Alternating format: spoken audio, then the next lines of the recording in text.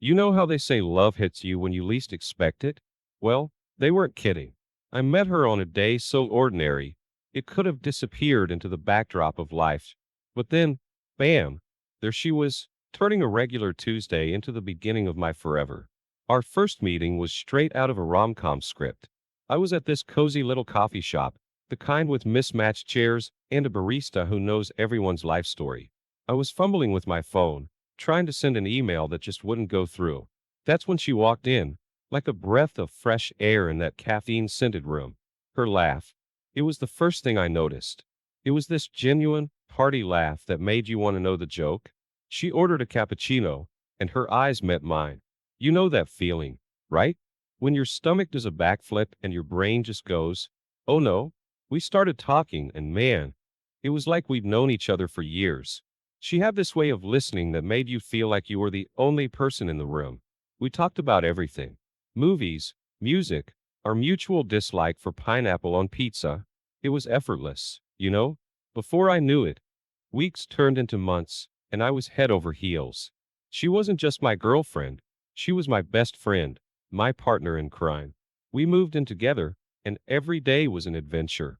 We'd cook these elaborate dinners, trying out recipes that were way above our skill level, ending up with half-cooked pasta or burnt chicken. But it didn't matter because we were in it together.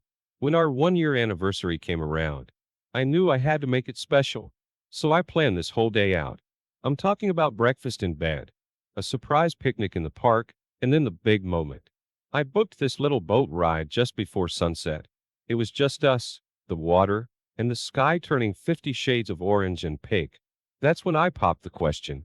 I was so nervous my voice was shaking, but when she said yes, it was like every cheesy love song made sense. Our wedding, man, it was something else. We didn't want anything too fancy, just all our friends and family, good food, and great music. She looked stunning, like she'd stepped out of a fairy tale. We danced under the stars, laughed until our sides hurt, and promised each other forever. It was the happiest day of my life. Everything felt right. I had the girl, the love, the whole package. But you know how life has a way of throwing curveballs? Yeah, I was about to learn that lesson the hard way. But in that moment, under those twinkling lights, with her hand in mine, I was on top of the world. Love's bright dawn, they call it. And bright it was. But dawn's just the start, right? The day's got a whole lot more in store, and boy, was I unprepared for what was coming. All right, so picture this. We're 4 months into this married bliss, right? Everything's smooth sailing. Or at least that's what I thought. Then one night, out of the blue, she drops this bomb on me. She's met some guy online. Yeah, you heard that right. Online. And not just chit-chat, mind you. She actually went and met him. Can you believe that? Man, I felt like I got punched in the gut. There I was, thinking we're living the dream. And she's out there playing cloak and dagger with some internet dude. It stung, man. It really did. But hey, I'm not one to bail when the road gets bumpy. So I did what I thought was right. I forgave her. I mean, everyone screws up, right? And love's about forgiveness and all that jazz. But let me tell you, things got real weird after that. It was like walking on eggshells all the time. We'd argue over the dumbest stuff. The milk's too cold. The TV's too loud. You name it, we fought over it. Our cozy little love nest turned into a boxing ring, minus the gloves. And the worst part? She started throwing around the D word. Divorce, man. Like it was nothing. Every time we'd argue, she'd wave it in my face like it was her get out of jail free card. It was brutal. You know how they say love is blind? Well, mine must have been deaf and dumb too, because I kept trying. I thought if I just did more, tried harder, things would go back to how they were. Spoiler alert. They didn't. Night after night, I'd lie awake, staring at the ceiling, wondering where we went wrong. Our bed felt like a cold, lonely island. I missed her, man. The woman I married. The one who'd laugh at my dumb jokes and kiss me for no reason. She was gone. And in her place was this stranger, tossing and turning next to me. The whole thing was like a bad movie, with me playing the clueless husband. And trust me, I had no idea how much worse it was going to get. It's funny, isn't it? How life can go from sunshine and rainbows to storm clouds and hailstones, just like that. But that's the thing about cracks. You either fix them, or they keep getting bigger. And our crack? It was about to turn into a full-blown crater. So there we were, our marriage hanging by a thread. And I'm thinking, what can I do to turn this ship around? Bingo. A weekend getaway. You know, one of those reconnect with your partner deals. A cabin in the woods. No Wi-Fi. Just us and nature. Sounds perfect, right? A chance to patch things up. To get back that spark we lost somewhere between I do and I can't even look at you. We pack our bags, kick the road, and for a moment, it's like the good old days. We're singing along to the radio, laughing, the whole shebang. The cabin's this cozy little place right by a lake. It's picture perfect. The kind of spot you see in romantic movies. We go on hikes, cook meals together, and for a couple of days, it's magic. I'm thinking we got this. We're gonna make it. But man, was I wrong. We get back home, and it's like all that lovey-dovey stuff never happened. Then one night, I see her phone light up. It's a message from him. Yeah, the online guy. My heart sinks to my feet. Here I am, pouring my soul into this relationship, and she's still chatting up Mr. Wonderful from the web. It's like I'm invisible, man. But what do? I confront her, right? Nope, I forgive her. Again, call me a fool, but I loved her. I thought, hey, maybe she's just confused. I can win her back. So I doubled down. I'm Mr. Romantic, Mr. Perfect Husband, doing everything to make her happy. I'm talking breakfast in bed, flowers for no reason, the works. But it's like pouring love into a cup with a hole. It just keeps draining out. And the arguments, man, they don't stop.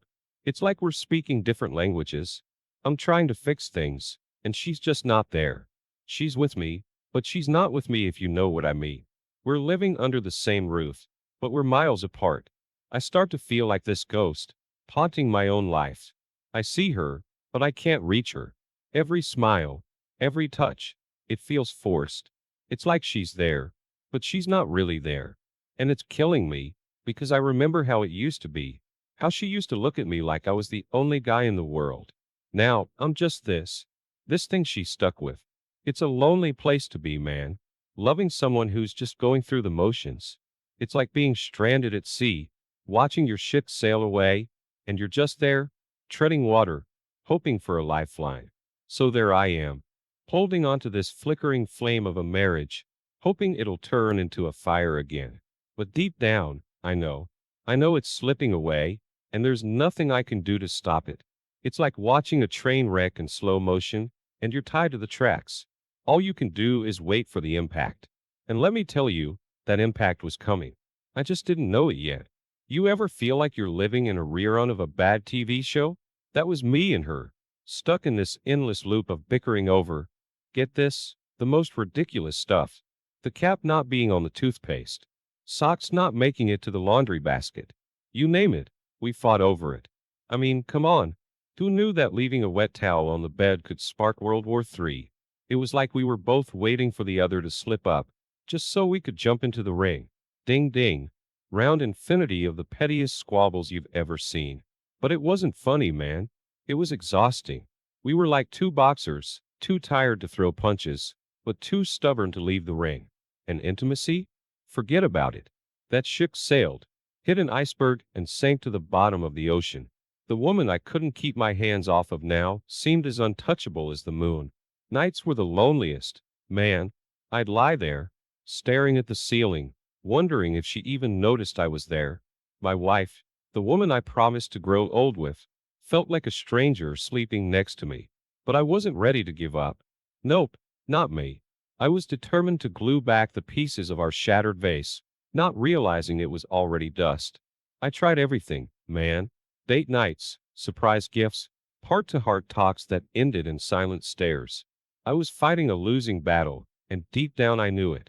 But love makes you do crazy things, you know? The house we once filled with laughter now echoed with our cold silences. We were like two ghosts, haunting a life we once loved. I'd find myself reminiscing about the good old days, when her smile was my sunshine. Now I was living in perpetual clouds, man. And the worst part? I started doubting myself. Was I not good enough? Did I push her away? My mind was this never-ending marathon of what-ifs and if-onlys.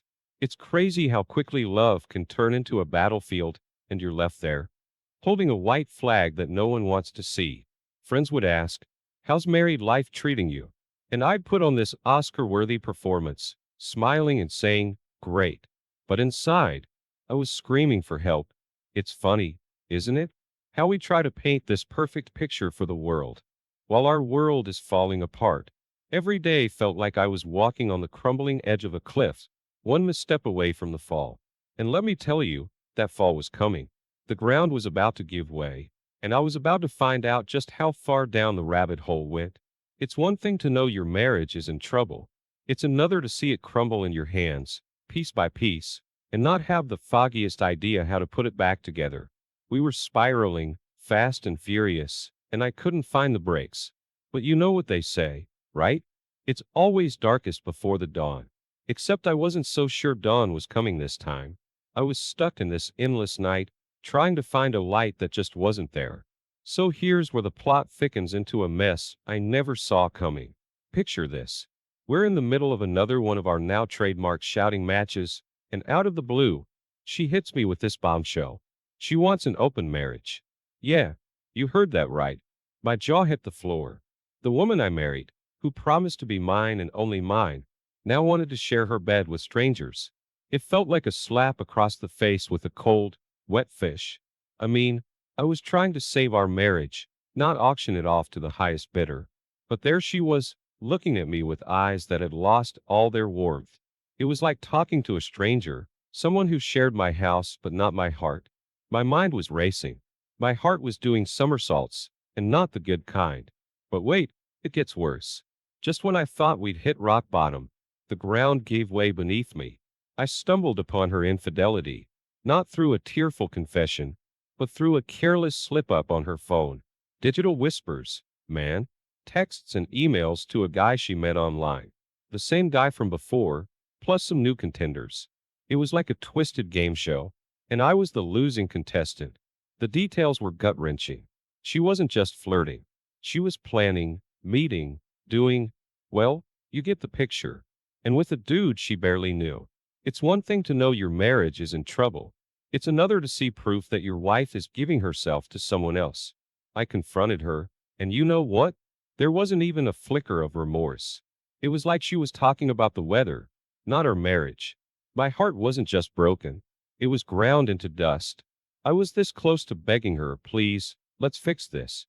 But looking into her eyes, I knew. This was beyond fixing. You ever feel so betrayed that even breathing hurts? That was me. Every second of every day. Our home became a prison, and I was serving a life sentence. I'd lie awake, replaying her words, her actions, torturing myself with the whys and hows. How could she do this to me? Why wasn't I enough? I became this zombie, going through the motions, smiling when I had to, all the while feeling like I was dying inside. Work, friends, family. Nothing made sense anymore. My whole world revolved around this one devastating truth. My wife was cheating on me, and she didn't care who knew it. I tried to make sense of it all. Was it something I did? Something I didn't do? But deep down, I knew. This wasn't about me. It was about her. Her choices, her lies, her betrayal. And there was nothing I could do to change it.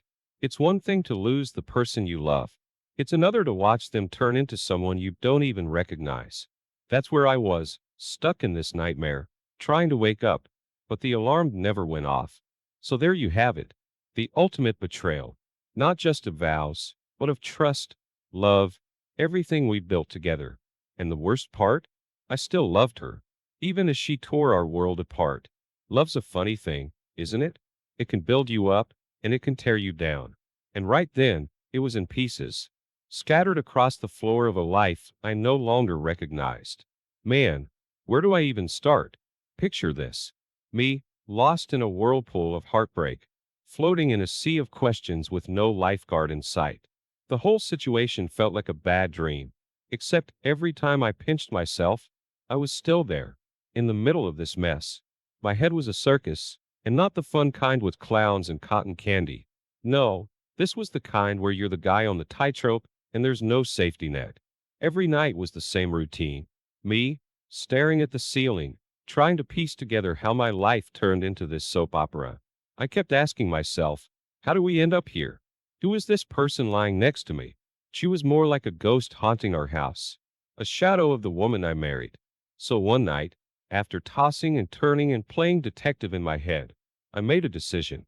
It was time to face the music, to confront her, not in an angry, shouting over each other kind of way, but really talk. You know, I needed answers, man, closure, or whatever you call it. I rehearsed it in my mind a million times. Why did you do it? What did I do wrong? Do you even love me anymore? It felt like preparing for the toughest exam of my life. Except there were no right answers. The D-Day arrived. My heart was racing like it was trying to win a marathon. We sat down, just the two of us, in what used to be our cozy living room. Now it felt like a courtroom, and I was both the judge and the accused. I started off, we need to talk. Classic line, right? She just nodded, her face an emotionless mask. So I dove in, asking the hard questions, the ones that had been eating me up inside. It was like opening Pandora's box, man. The things I heard, they were like arrows, each one hitting its mark. She was brutally honest. I'll give her that. She talked about feeling trapped, unfulfilled, like she needed more than what I could give. It was like listening to a stranger, the woman I thought I knew, the one I shared my dreams with. She was gone. In her place was this person with a whole different script. And I wasn't even a supporting character anymore. I sat there trying to process it all. It was like being in a fog, everything hazy and unreal. My heart, shredded. My trust, vaporized. But at least now I knew. The truth wasn't pretty, but it was out there. No more secrets hiding in the shadows. You know what the funny thing about closure is? It doesn't close anything. It just opens up new wounds, raw and bleeding. But it also clears the air, and man, I needed to breathe. I realized then, it wasn't just about her betraying me. It was about me too. I had to face my own mistakes, my part in this train wreck. It wasn't all on her. Love's a two-way street, and somewhere along the way we both took a wrong turn. That night, I didn't get much sleep, but I got something else. A sense of clarity. It was like finally seeing the sun after weeks of rain. Painful but necessary. I knew what I had to do. The road ahead was going to be tough, like climbing a mountain with no map. But at least now I had a direction. So there it was. The reckoning. The moment of truth. The eye of the storm. I was still adrift, but now I had a compass. It was time to navigate through this sea of heartache, to find my way back to solid ground. And this time I was sailing solo. All right, so here's where the whole thing starts unraveling like a cheap sweater. We're gearing up for what I guess you could call the grand finale of our marital disaster movie. There I am, feeling like a gladiator going into the arena. Except I'm not fighting lions. I'm facing the truth. Our last big confrontation? Man, it was like a storm had hit our living room. Words were flying like daggers, sharp and cutting deep. And her? She was unrepentant. Like she built this fortress around herself, justifying every action, every lie. It was like talking to someone wearing armor. No arrow of truth could pierce it. But here's the kicker. In a crazy twist of fate, the tables turned. The guy she'd been chasing, Mr. Perfect on paper, turned out to be a total sham. Yeah, Mr. Tall, dark, and handsome was actually Mr. Tall, dark, and full of it. His promises, empty, his charm, a facade. And just like that, her fantasy world crumbled, just like mine did. So what does she do? She comes back to me, tail between her legs, looking for comfort, for a safe harbor in the storm she'd created. But by then, my heart was like a bank vault, all locked up, and I'd thrown away the key. I mean, there's only so much a guy can take, right? It was surreal, man. Seeing her there, all vulnerable and lost. It was like watching a movie where the villain suddenly wants to be the hero. But life's not a movie, and I wasn't about to hand out free passes. Don't get me wrong. Part of me wanted to comfort her, to be the guy who saves the day. But the bigger part of me was just done. Burn out, like a candle that's been left burning too long. I was all out of sympathy, all out of forgiveness. My well of let's make it work was bone dry. She tried to talk, to explain herself, but it was like listening to static on the radio. I just couldn't tune into her frequency anymore. The trust was gone. The love was a wilted flower, and all that was left was this husk of a relationship. I watched her, trying to piece together her shattered dreams, and part of me felt for her.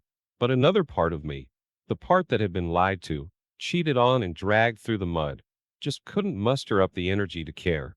It's funny, isn't it? How someone can be your entire world one minute, and the next, they're just another person walking the street. That's how I felt. The woman I once would have moved mountains for was now just a stranger with familiar features. So, there we were, two people once madly in love, now just two ships passing in the night. The unraveling was complete. The ties that bound us had frayed and finally snapped. And in that moment, I realized something. I was free. Free from the lies, the pain, the constant storm of emotions. As she walked away, I felt a weight lift off my shoulders. It was over, truly over. And for the first time in a long time, I felt like I could breathe. The future was uncertain, sure, but it was mine to shape, mine to live. The unraveling had led to a new beginning, and I was ready to face it, head held high. So there I was, standing amidst the wreckage of my marriage, trying to find my footing in a world that had turned upside down. You know that saying, it's always darkest before the dawn? Well, I was living in that darkest hour, waiting for the first light of dawn to break. In the quiet after the storm, I found something unexpected, peace and being alone. It's strange how solitude can be both a balm and a teacher. I had time to think, to reflect, to figure out who I was without her. The silence, once suffocating, became my sanctuary, a place to heal my bruised heart. My friends, man, they were like lighthouses guiding me back to shore. I gotta admit, I kind of pushed them to the sidelines during my merry days. But there they were, ready to pick up the pieces. Late night talks, weekend hangouts, just being there. They reminded me that life was still worth living. You know what else I discovered? Joy in the little things. Like enjoying a coffee without rushing, watching the sunset, hitting the gym, and feeling alive. I was reconnecting with the world, one baby step at a time. And music, man, it was like therapy. Songs I'd heard a million times suddenly had new meaning. It's funny how simple melody can lift you up or make you cry and heal you all at the same time. Love, that elusive four-letter word. I saw it in a new light. It wasn't just about holding on for dear life.